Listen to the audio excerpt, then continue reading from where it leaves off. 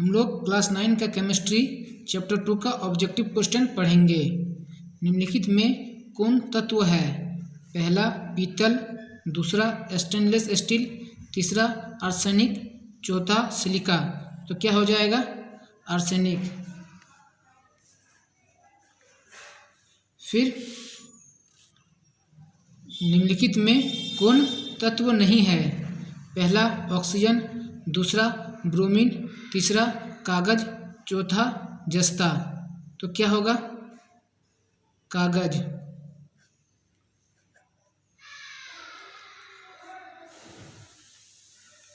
फिर निम्नलिखित में कौन यौगिक है?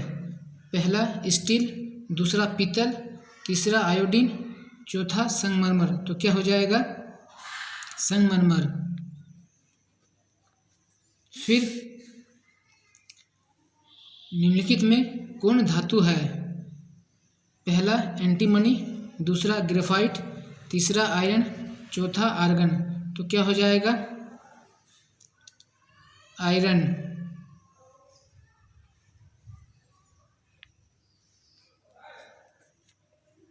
निम्नलिखित में कौन मिश्रण है?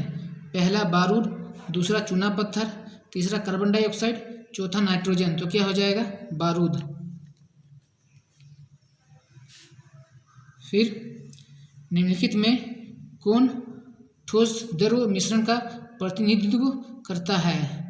पहला चीनी और बालू का मिश्रण, दूसरा वायु, तीसरा मिट्टी के कणों के मध्य स्थित वायु, चौथा नमक का जल में विलयन। तो क्या हो जाएगा?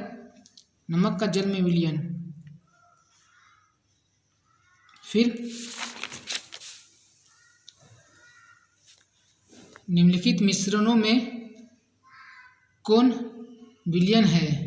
पहला मिट्टी, दूसरा समुद्र का जल, तीसरा वायु, चौथा सोडा वाटर। तो क्या हो जाएगा? Soda water. फिर निम्नलिखित में कौन भौतिक परिवर्तन है? पहला लोहे में जंग लगना, दूसरा मोमबत्ती का जलना, तीसरा जल का जमना, चौथा कोयले का जलना। तो क्या हो जाएगा? जल का जमना। फिर निम्नलिखित में कौन रासायनिक परिवर्तन का उदाहरण है? पहला जल का उबलना, दूसरा लोहे का पिघलना, तीसरा जलवाष्प का संघनन, चौथा कोयले का जलना। तो क्या हो जाएगा? कोयले का जलना। फिर खड़िया है। पहला मिश्रण, दूसरा तत्व, तीसरा यौगिक, चौथा उपधातु। तो क्या हो जाएगा? यौगिक। फिर रेत के सूक्ष्म कणों का जल में निलंबन निम्नलिखित में किसका उदाहरण है? पहला विलयन, दूसरा क्लोराइड, तीसरा निलंबन, चौथा संतृप्त विलयन। तो क्या हो जाएगा? निलंबन।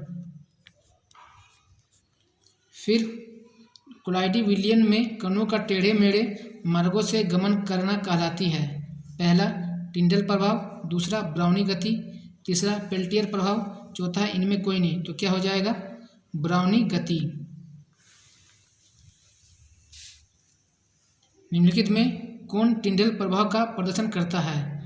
पहला नमक का विलयन, दूसरा दूध, तीसरा सोडियम कार्बोनेट का विलयन, चौथा स्टार्च का विलयन। तो क्या हो जाएगा? स्टार्च का विलयन। Thank you.